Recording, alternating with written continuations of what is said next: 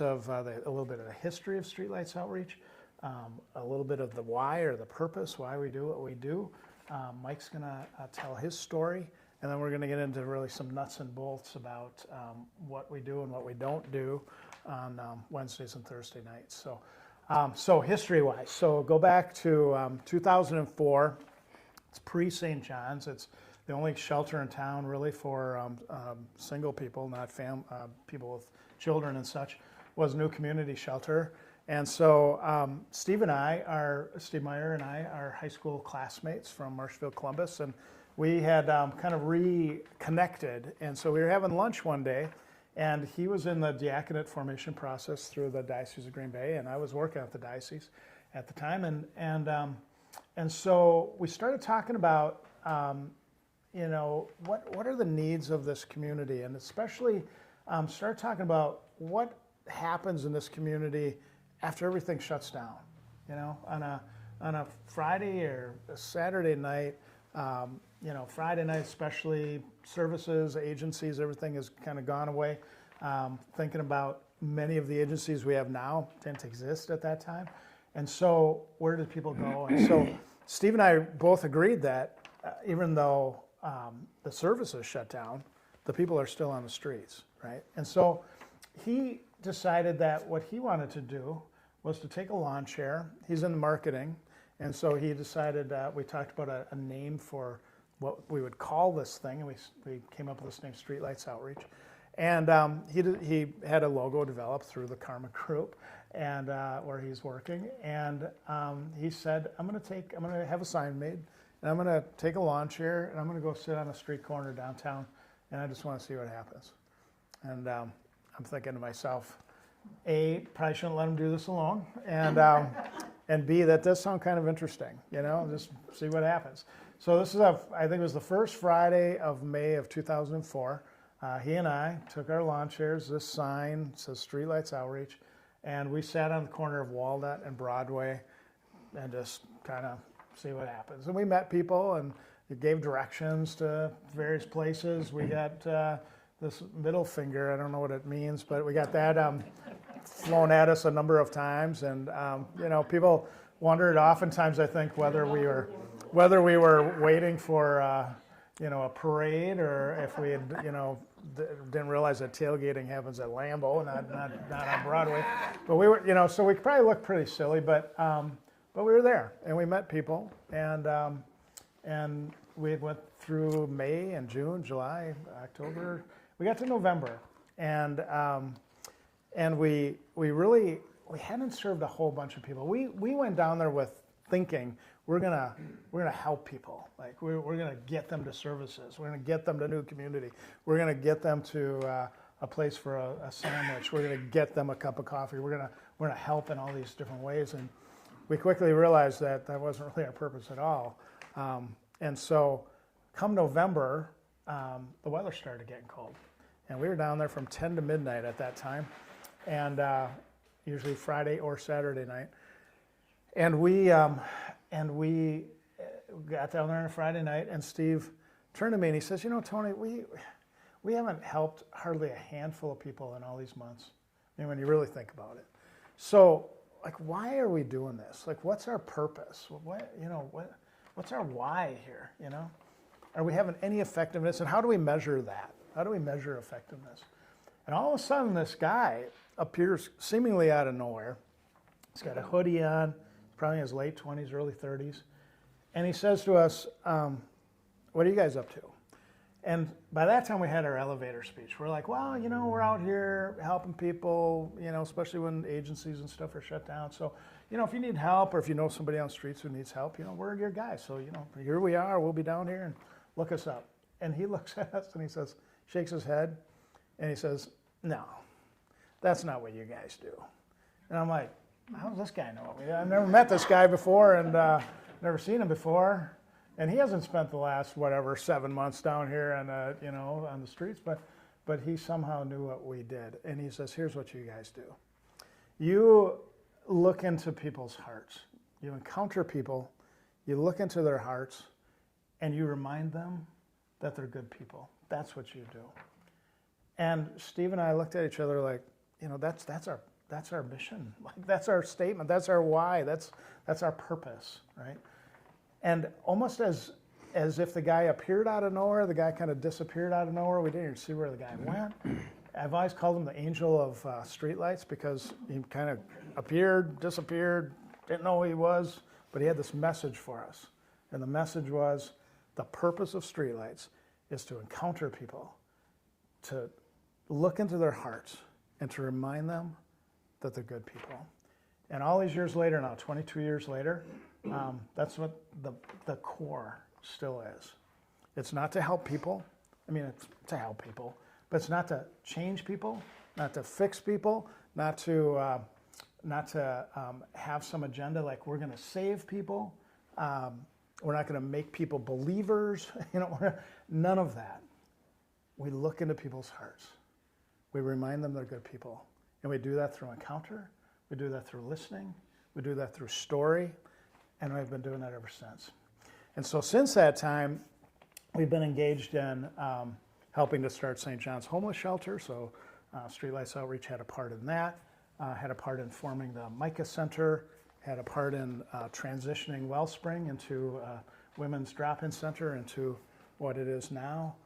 So we've played a part. We've done block parties in at-risk neighborhoods, picnics in at-risk neighborhood parks. We've done a lot of other things. We've developed other programs. We've developed a bike repair program called Spokes of Hope. We've developed a seniors program called Amani Outreach. We've developed a garden, a community garden called the Giving Garden.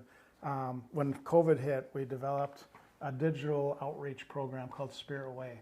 So we got all that stuff going on, and eventually we realized that we needed to form a nonprofit. We had to get organized. Like when Steve and I started back in 2004, we didn't want really any of this. I mean, to be frank, we wanted just to show up on the streets, grassroots, volunteers, just doing our stuff.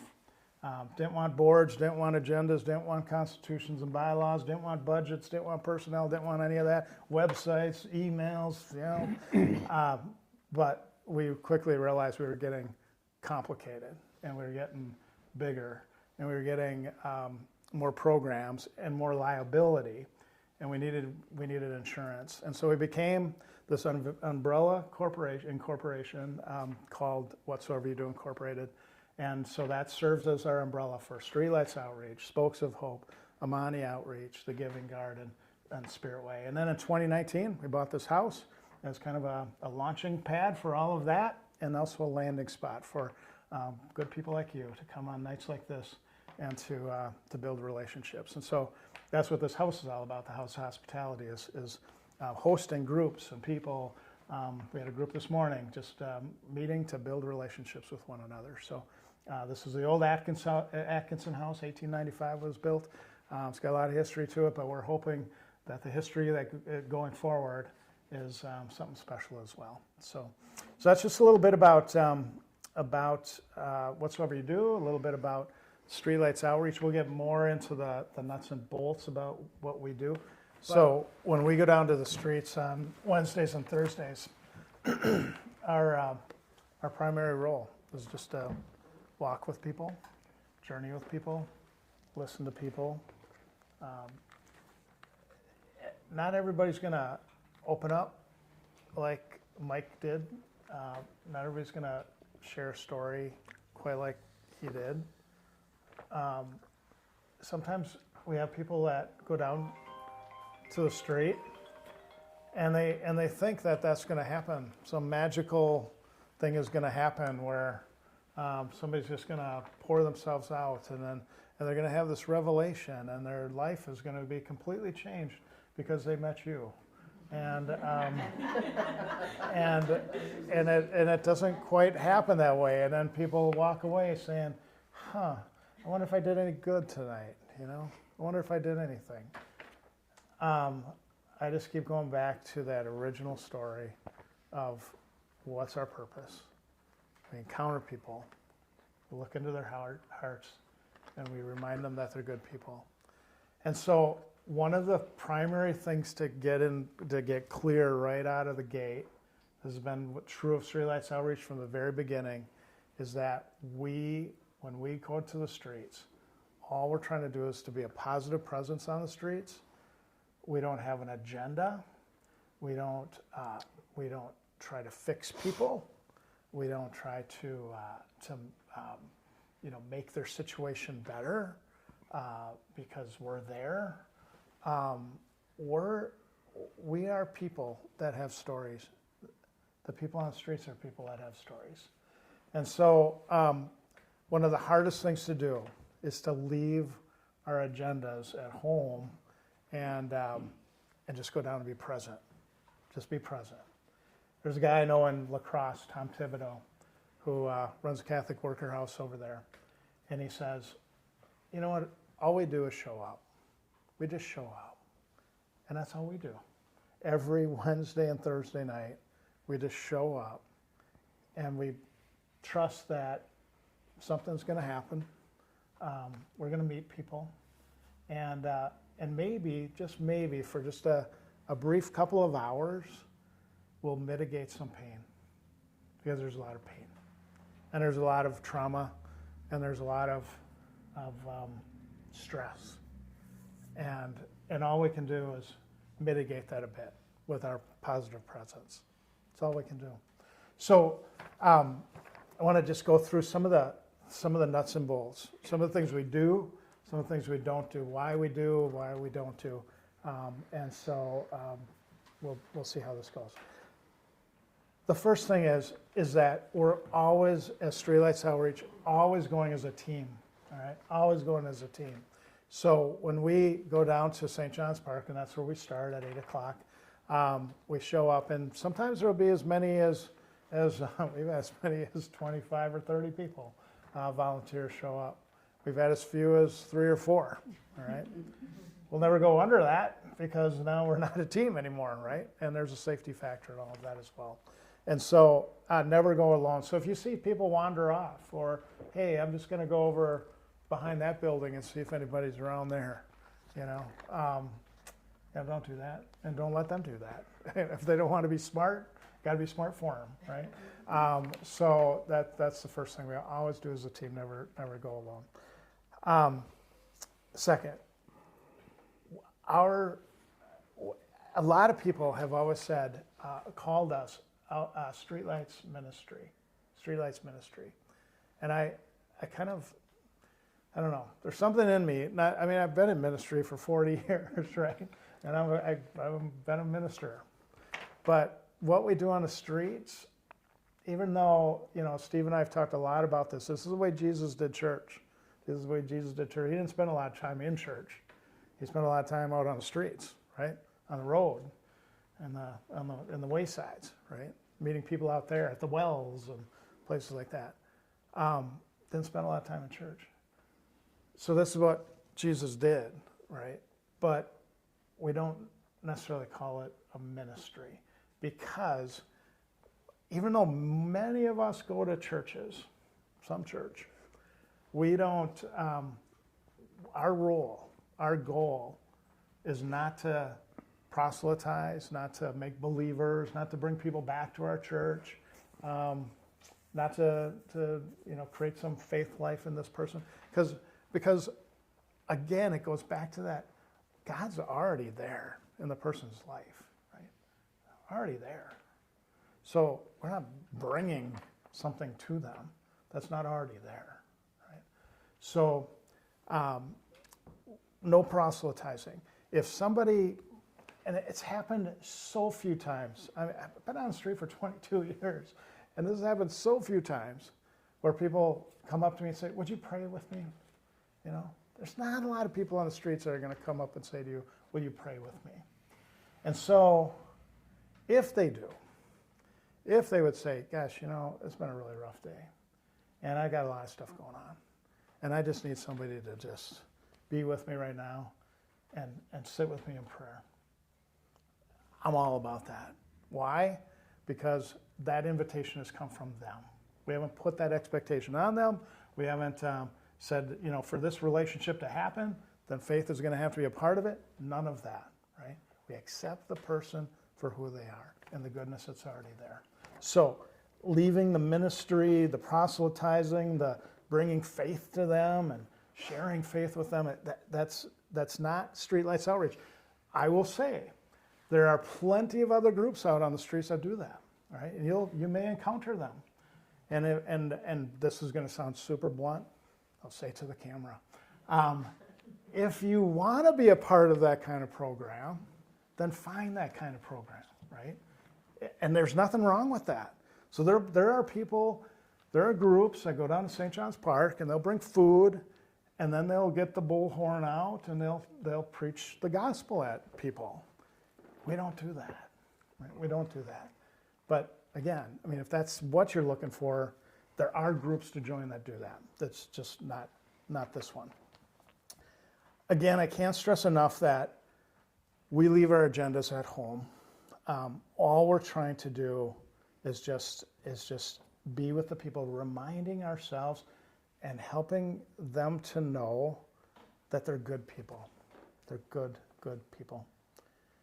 I'm the worst person at this, but I'm just going to invite you to this. Learn names. Learn names. There's nothing like empowering a person by, on week number 2 or 3, knowing what that person's name is and calling by that name. I can meet somebody and 5 minutes later, I can't tell you what their name is. So it's just, I don't know. It's just a mental defect in me, you know. But there are people who are exceptional with that. And I ask you to give it your best shot, to remember names, remember stories, remember people. I just met with Pete and Jeremy, the outreach workers for the city yesterday, and we were just commenting on how many new people are on the streets just every day, right? And we see that at Streetlights Outreach last year. We certainly saw that. Every week, there's going to be new people, right? New people to meet. There'll be some people you recognize, right? And when you do, to try to call them by name, because isn't it great when somebody remembers your name? I always feel like I'm always saying, yeah, my name's Tony Pickler. Well, yeah, I know your name, you know. But you know, if you know their name, it's really great. For ourselves, I would invite us to do some things. You know, relationships are also about boundaries, right? So there's some things we do and there's some things we don't do. Good relationships have good boundaries, right? We don't just do everything in a relationship. There's always boundaries. One of them is, for us, I think it's important to not identify ourselves. Usually when I introduce myself on the streets, I'm Tony, you know, I'm Tony. So if somebody doesn't like go online and look me up and go, oh, that's where that guy works. Oh, that's what, you know. So I'm Tony. Never give out your phone number. Never give out your phone number. Now, everything I'm going to tell you from here on out, somebody's done, right? So we've learned the lessons the hard way, right? I'm not saying I did them all, but I mean, some people in our group have done it. And so there was a woman in our group who gave out their phone number. She hadn't been through an orientation like this, and her first night out, she's like, oh yeah, my name's so-and-so, and here's my phone number if you ever need to call. Whew, well, I'll tell you what, she was getting phone calls that summer, the summer after, and the summer after that, you know, at all times of the day and night, you know. So don't do that because it's just, that's a boundary. That's a boundary I think we have to maintain. Don't give rides. Don't give rides. We've done it. I'm just telling you, we've done it. But our insurance wouldn't like it. I'll tell you that. But also just, it's just not something we do. I mean, the outreach workers for the city, they're in the same boat. They don't do that either. Even though you'll be invited to do this, and it seems logical, a boundary is don't take anybody home, all right? Don't take anybody home. One of the very, very hardest things you're going to find on night one, if this is going to be your first time going down to the streets, is that you'll go down for a couple hours and you're going to meet people and you're going to see a lot of brokenness, you're going to see a lot of pain, you're going to see a lot of stuff, right? And then I presume, big presumption here, I presume you're going to get in your car, you're going to go home, you're going to drive to wherever you live, you're going to go to bed. And especially if that night is crappy, you know, rainy, cold, you're going to lay in bed and you go, man, I know John's down there. You know, he's getting wet. He's cold. He's miserable. And here I am in my nice bed. Why don't I should have just brought him home with me, you know? Or a person will say, could you bring me home? And it's just that's my biggest thing about that is there are going to be literally hundreds of people that we meet on the streets this summer. And, you know, if we bring John home, why don't we bring Lisa and Sue and Tom and everybody else? And before you know it, we have a shelter in our house, right? So the problem, here's the catch, is that you're going to feel this pain, this guilt, and that hopefully there's a little bit of that stays with you forever. You know, like I said, I've been doing this for 22 years, and I hope that I never take that for granted, that I never get crass to this. You know, that I go, well, you know, so I'm jumping in my car, going home. Yeah, so be it. You know, there's always that pang of we've got this, and there's certain people that don't, and it's not fair, it's not just, it's not anything good, but it is life, right? So keep that a little bit, but just also know that's one of the reasons why at the end of the night we'll spend 10-15 minutes processing a little bit, because I think it's hard to transition. It's hard to go from street to your home, and that transition can be kind of rough. Okay, so yeah, don't give out money. Okay, don't give out money. I know you might in your other, you know, personal life, and that's fine. I do it all the time. You know, when I go to Chicago and stuff, I got money flying all over the place. But in this case, what I tend to do is I bring my driver's license, and I just don't bring any money. You know, because, you know, again, I mean, unless you got bazillions of dollars, you're going to be able to pass out to everybody. You know, if you give it, you know, I give money to you, but now I can't give the money to you. You know, it just and people see that. It's not a good situation. Don't make promises. This is a hard one to not get into, but to say, you know, I'll meet you down. I've got a code at home. I'm gonna bring this to you, and I'll meet you down here tomorrow at noon. And then, you know, life happens, or you forget, or you get busy with something else, and all of a sudden the person's waiting for you wherever you said, and you don't show, no code, and what happens? They say, you know what? My whole life has been like that. Just broken promises after broken promises, disappointment after disappointment, and here's another one, you know. So try not to make promises. Let's see, what else? We always try to get the phone numbers of people on our teams because we want to be able to stay in touch if anything would happen. I will say that, you know, I'm just going to knock, this is wood, right? Knock on wood. We've never in 22 years had anything real negative happen out on the streets. You know, we've seen fights, we've seen stabbings, we've seen all kinds of stuff going on, right? But we've never had any volunteer within our team get hurt or get attacked or anything like that. I think part of that is we're identified as Streetlights Outreach. We're a team approach, right?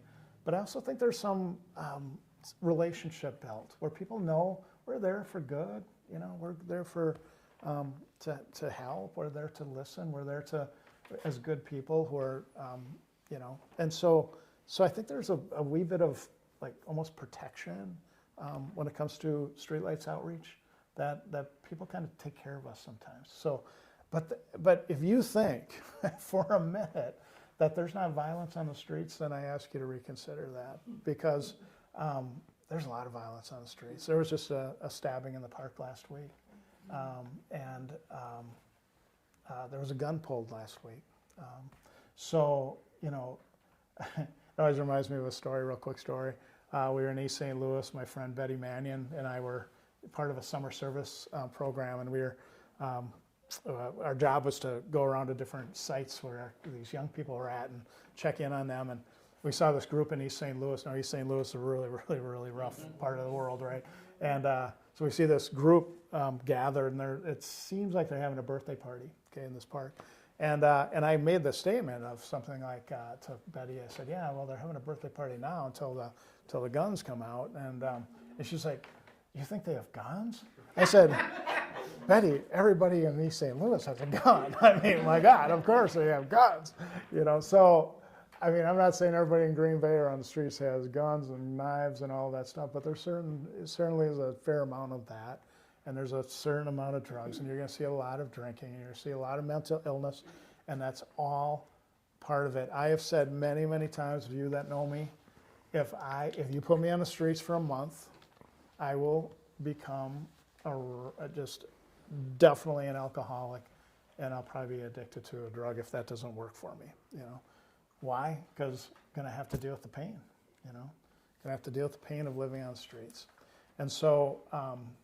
So you'll see a lot of that, right? You'll see a lot of that, and that's the pain. That's dealing with life out there. That's hard, real hard. So yeah. So and just I'm gonna reemphasize. Please, please, please stay together. Stay as team. So when we come down, a couple things we're also not. So we're not a meal program. Okay. So a lot of times people get the picture of that because we bring food, hot food usually on Wednesday nights, sandwiches on Thursday nights, and we tend to feed people at St. John's Park, and then we get into teams of people, 4 or 5 people, and mobilize with food and water, okay, food and drink, that we're a food program, and that our goal at the end of the night is to get rid of all our food. That's not it at all. Not it at all. We are... You know Maslow's hierarchy of needs, right? Lowest level of that hierarchy is food and water and clothing and shelter. You know, the lowest level. That's stuff you need to survive, right? And then you go up to the next level. It's like love and belonging, right? And you move up the esteem and you move up the line, right? So we really believe that Streetlights Outreach and whatsoever you do, we operate kind of on a second, third tier of that hierarchy. However, it's hard to deal with love and belonging and esteem if the lowest level hasn't been taken care of, right? So that's why we bring food and water, right? So that we take care of the lowest level so we can get to the next level and the next level, right? But we're not a food program. Well, there's other food programs. You know, there's the meals that happen at St. John's and at New Community every night, and Salvation Army during the day, and there's all kinds of meal programs. Right? We don't need to be one of them, but we also need to take care of that a bit as well. So, you know, when we mobilize, it can tend to feel like sometimes, well, gosh, we only gave out 2 lunches. Boy, what a lousy night that was. You know, it's like, well, that's not the point. Right? The point is spending time with people, listening to stories. So the other thing is we're not a census community. We're not taking counts, right? So Team 2 encountered 10 people. Team 3 encountered 15 people. Wow, yay, Team 3, you beat Team 2. That's not that. Or, boy, tonight we saw 10 people. You know, last week we only saw 6 people. Wow, we had, you know, a 40% increase in our who we've seen. Now, I will say, in meeting with the city, they would love for us to get into census counting, you know, and bringing forms with us and having, you know, collecting data on people. And I'm like, I'm holding them off so hard, you know, that's not what we do. Because if we're bringing forms out to the street, now we're something different. We're something different. Don't want to be that. Never have wanted to be part of that. Okay, so I want to go back one thing that I forgot. One of the things you're going to find and encounter, and one of the stresses for us, one of the struggles and frustrations, is that the reason we're out there from May 1st to November 1st is primarily because St. John's Homeless Shelter goes into their summer safe sleep program, okay, which means they move from serving, 120 plus guys to 10, 15, 20, 25 people, right? That means there's an extra 100 people out there on the streets with nowhere to go, So they're not eligible to go on the shelter. And so we will encounter, literally hundreds of people that have no place. They can't get into a community shelter, aren't eligible for the summer safe sleep program. Fortunately, Wellspring for the women, and women, by the way, as vulnerable as all of the people are on the streets with violence and people beating them up and stealing stuff and all of that goes on, women, times it by how many, right? Times by how many. But fortunately, this summer, Wellspring will be open, so that'll help. It'll help some. Pardon me? How many get into that house? I think I don't know what their summer count is, but during the winter, I think it's 40 or 50. So, but I don't know if they shift down. I don't know about that. But it'll help just to have it open. So, but that is going to be a frustration and a struggle for all of us. It always has been. It always will be. That there's no answer. It's not like you can go up to somebody and say, gosh, if you just go here, you'll be able to get some help and they'll be able to get you in shelter. Remember what I said about making promises? A couple of years ago, we were making promises. We were like, hey, if you go to Micah Center tomorrow, you connect with the case manager, tomorrow night, you'll be at St. John's Shelter. Found out that's not true. That's not true. So that's part of the not making promises. But it is a frustration for us. But just know that that's there. So we go out as a team. We arrive at St. John's Park. And by the way, we usually congregate on the Jefferson side of St. John's Park. That's the western edge of it. There's parking on the north-south of the park. St. John Street and Martin Street. Martin Street. See, this guy lived in the neighborhood, so Across from the store where I used to sit with Mr. Christian. Right. So Martin and St. John Street, you can park there, but then we congregate at Jefferson. We don't spend a lot of time in the pavilion, and really hardly any time at the pavilion, because we also believe that that's kind of their space. That's where their stuff is. That's where they've been hanging out all day. So that's kind of their space. So that's why we tend to hang on the sidewalk on Jefferson and go from there. And so people come but it's just kind of a sacredness of their space. Okay. We will then tend to serve some food there. Wednesday night, hot food. Thursday night, cold sandwiches and chips and things like that. And then we'll bag stuff up and we will mobilize out to the streets. And again, spend time. There's like I said, there's this tendency to think we got to give all our sandwiches away, all our lunches away. Got to get all that done, and then we got to rush. Man, we got this route to go, and man, my God, we got to get done with it, and and it's like that's not the point either, right? The point is, if you're hanging out at Jackson Square and having some really good conversations, hang at Jackson Square and have really good conversations, so don't rush it and don't think that it's competition to get rid of all your stuff. We tend to have kind of like routes. I was talking to Jeremy and Pete about this yesterday too. You know how once you do things twice, it's now become a tradition, and this is the way we've always done it, right? These routes that we take, they're not set in stone. So if, somebody's here last year and you go, well, we always go down this street and we always go down that path and we always, no, there's no always to any of this. We tend to send somebody on the west side. We tend to send somebody down the Fox River Trail. We tend to send somebody over near Jackson Square and Micah Center. But how you get there and meander around and whatever, there's nothing set in stone there. We ask that people be back by 9:45, and we do that because if you don't get back by 9:45, there's a curfew and you get grounded.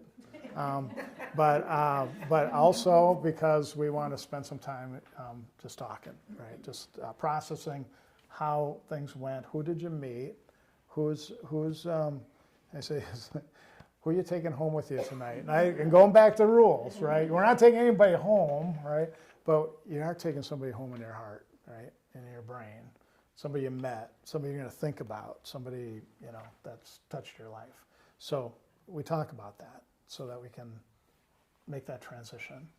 One other thing that came up Tuesday night was like, so how do you begin? Like, it must feel like in some ways Vince Lombardi comes to Green Bay and he holds up a football and he says, "Gentlemen, this is a football." Of course it is, coach. Back to the basics. How do you start? Well, you start just like you would when you meet somebody anywhere, right? How do you converse with people? Like, what do you ask them? If you don't know somebody, how do you get started in that? So don't think of somebody who's unsheltered on the streets as any real different than that. How you doing today? What'd you do today? How'd it go for you? Where'd you hang out? Anything, talk about your own life a little bit, so it's this give and take. It's this, it's just person to person, human to human. One of the key points is to remember it's not us and them. It's just us. It's just us as people, right? So there's no special magic to it. Some of us are more introverted than others. I'm super introverted. Some people are more extroverted, and this is like natural. It's like, hey, let's have a party out there. Let's get together and everybody talk.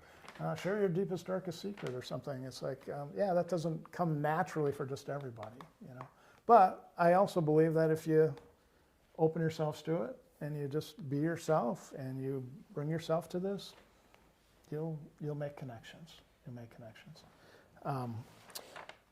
Let's see. Every Sunday night I will put out an email. You'll get this email. I do not blind copy it. All right. I send it to you with all of you on that. So when you reply all to that, you're replying all to 60 or so people, right? So if you say, "Hey, can't make it this week," don't do that. We're sorry you can't make it, man, and I don't want to sound crass, but but we don't. If you tell us, then that you're telling everybody, and everybody's email dings and all of that. We do that because we will put out the plan for the week. So on Wednesday this week, we're going to have XYZ kind of for a menu. Can anybody bring fruit this week? Can anybody bring some cookies this week? Or can anybody bring, so it's an invitation to then reply back so we all know, I can bring a few dozen cookies, or I can bring, some apples, or whatever the case might be, right?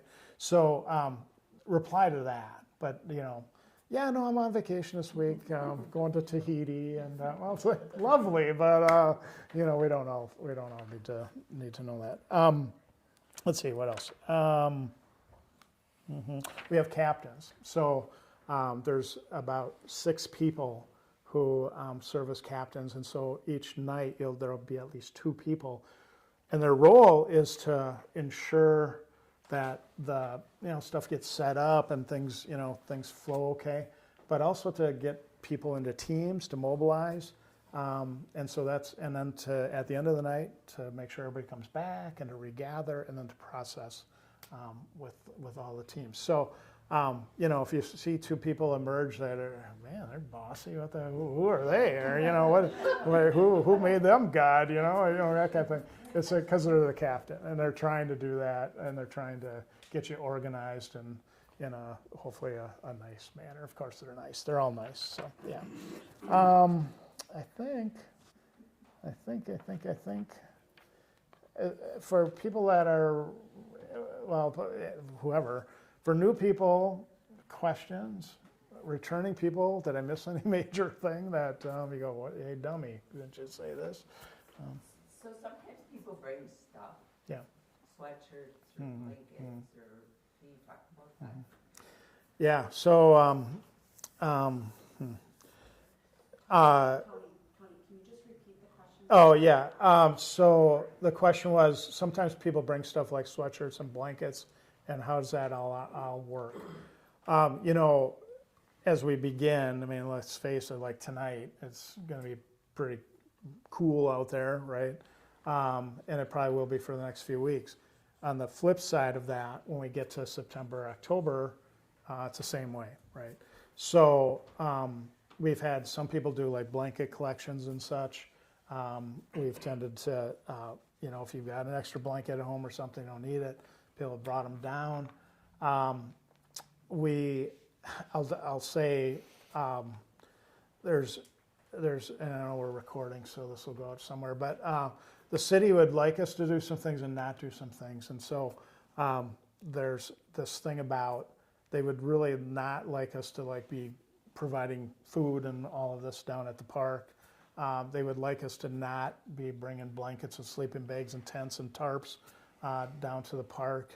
They would like us to collect data, right? So we're not collecting data. We are bringing food down to the park, and I really do believe, like, if it's cold and we have the wherewithal to supply some blankets and such, that's a good thing. Now we tend not to get into other clothing items, you know, pants and all that kind of stuff, because it's just too complicated and storage wise, we don't, you know, we just don't have that kind of storage. So, you know, so I would keep it fairly simple, right? I know we have some blankets left over from last year that we'll bring down the first nights next week. And you know, if you belong to a church or a group or something that wants to collect something, especially for this first month, I mean, it can be really cold. So yeah. The tarps were very helpful last year, especially Yep. during the rainy Yep. season. Like, Yeah. So right, and so you know, and then on the other side of that is the comment, not a question, is tarps are helpful to for especially during rainy times. They are helpful, and it's good to have a tarp under you for the damp ground, and it's good to have a tarp over you when it's raining out.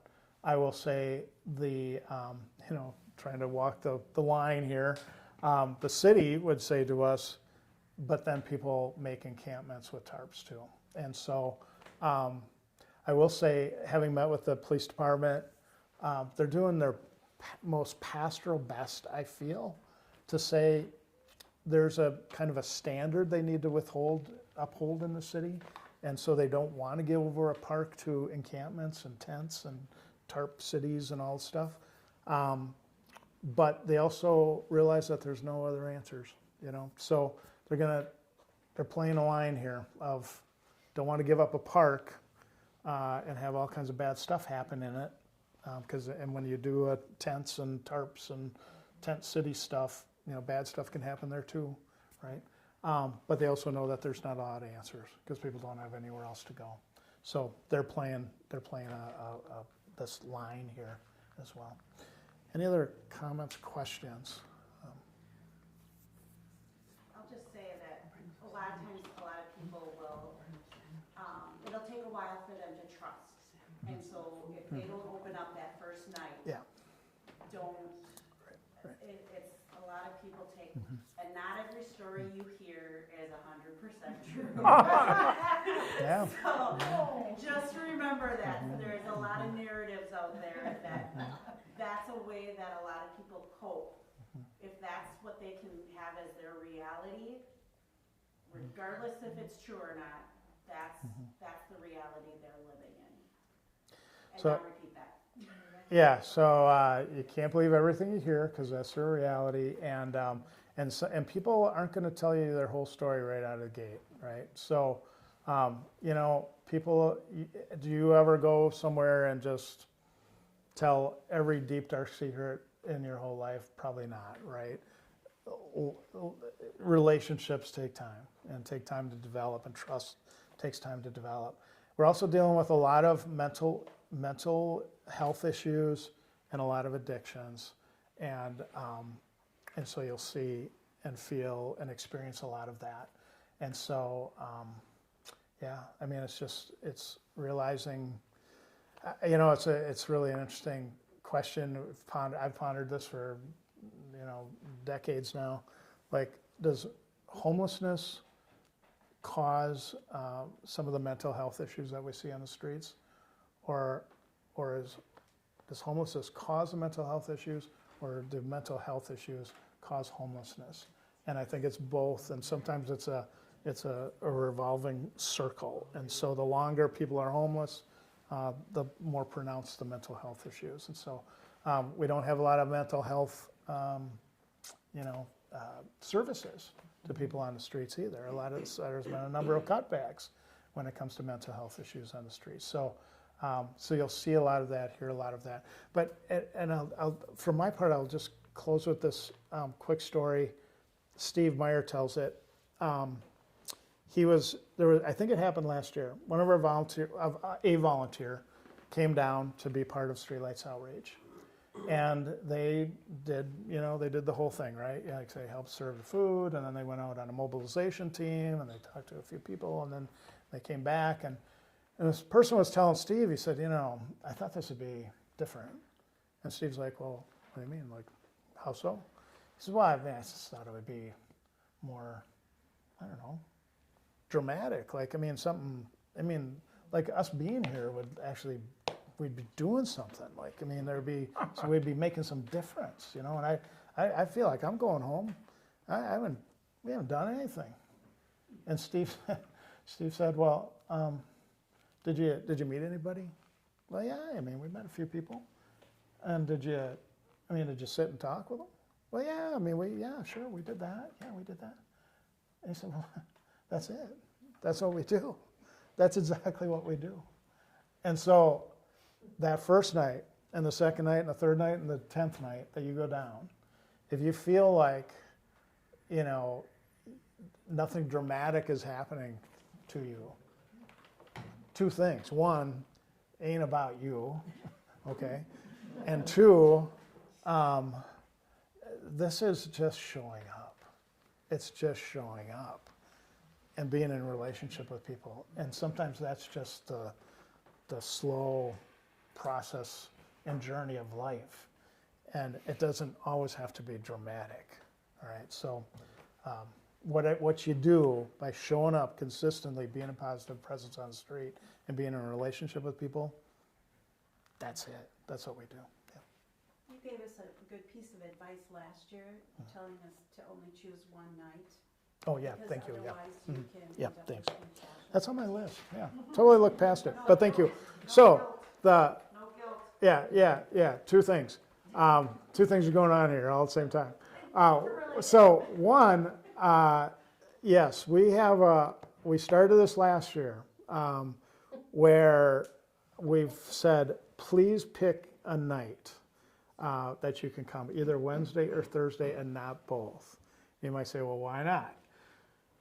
The years before that, we would get to November, or to the end of October, and I would look at the people and go, we are a bunch of worn out, burned out, zombies walking the streets, because we'd done a 6-month grind of 2 nights a week. And so last year we said, let's not do that.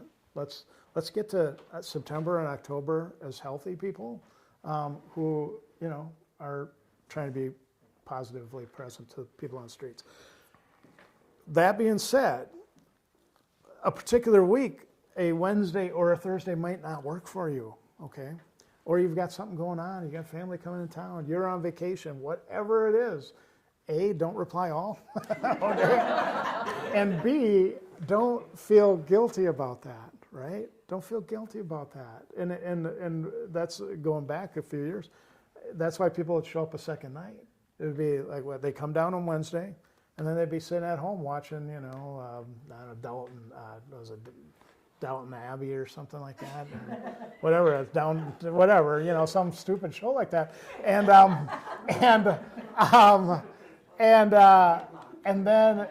but then they would be like, gosh, I could be doing something more, I don't know, meaningful or whatever. I should be down on the street. So they, you know, this guilt pain come on, they'd jump in their car and they come down the street. So yeah, no guilt. Even though every once in a while, if I know the person really well, I'll kind of like, you know, put a little, you know. But I'll try not to do that to anybody. So no guilt. One night. So this is the first time that we're doing this, and I'm just curious, do we bring like the food, or where does the food Yeah. come from? So we'll put a plea out, okay, on Sundays. And so just know Thursdays for sandwiches, Thursday sandwich and chips and water and cookies. We have a whole army of people who make sandwiches and cookies and stuff, okay. We also ask people to, for Thursdays, you know, if you're going to Costco and you can buy one of those boxes of individually packed chips, grab another one and bring it along. Thursdays is kind of taken care of, pretty much. Okay. Wednesday, we put out in the Sunday email, we'll say, hey, this week we're having XYZ. And boy, I tell you, here's the deal. We would love for somebody to say, you know, I'll make the, you know, sloppy joes or the, you know, walking tacos or whatever the case is. The catch is, you might, I mean, if you can consider doing this, if we put that out, just know there's a lot of people. There's a lot of people on the streets. So that means you would need to make, you know, sloppy joes for, you know, 80 to 100 people, you know. So it's substantial. I mean, we're talking Nesco's full. So, yeah, just many times it's been kind of filling in the gaps. But if you can, you know, we'll say, somebody's bringing sloppy joes, but could somebody bring a pasta salad? Well, don't be thinking pasta salad for your family of 4, okay? This is pasta salad for lots of people, right? So that's sometimes the trick of saying, boy, I'd love to do this. But you know, some friends get together and say, hey, the 2 of us or 3 of us can do pasta salad. Now we got it. Think like a restaurant. Yeah, it is. I mean, you got to think big. You got to think big. You're feeding a lot of people. So you know, yeah, we just do the best we can. You know. So sometimes we'll also do. So if we have a Streetlights Outreach block party, the Friday night before, we'll cook up a whole bunch of extra hamburgers, and that'll become the meal for the following Wednesday. So sometimes those kinds of things happen as well. So it's a good question. Any other questions?